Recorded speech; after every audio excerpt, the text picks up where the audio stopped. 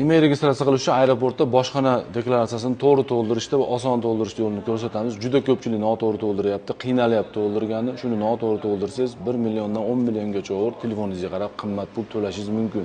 Email registratsiya qilayotganda. Bu videoni saqlab qo'ying yoki chet eldan telefon olib kelayotgan tanishingizga jo'natib qo'ying. Juda foydali, kerak bo'ladi. Va obuna bo'lib qo'ying. Keyingi videoyimiz ular belgilangan qimmat narxda emas, o'zingiz joyida olgan arzon narxingizda registratsiya qilishni ko'rsatamiz. Kelayotgan davlatingiz, qayerdan kelyapsiz? Dubay, Qatar yoki Turkiya? Va qayerga kelyapsiz? Ya'ni bu O'zbekiston bo'ladi. Qaysi kuni keldingiz? Buni belgilaysiz. Ism, familiya, pastiga otchество. Keyin qayerda? O'zbekiston. Qayerda yashaysiz? Qayerda fuqaroligi?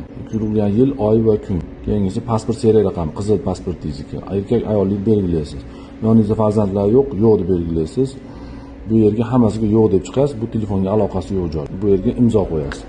Keyingisi orqasida telefonni modelini, xotirasini gigabayt bilan yozasiz. Tagida telefonda ikkala emailni dona-donalab bexato yozish kerak. Miqdori 1 dona bo'lsa 1 dona, 2 dona bo'lsa dona. Bu yerda dona deb belgilanadi. Bu yerda qiymati bo'ldi, tayyor shu bilan. Ko'rinish shunaqa bo'ladi. Oldi va orqasi. Bu ma'lumotlar to'qimi misol uchun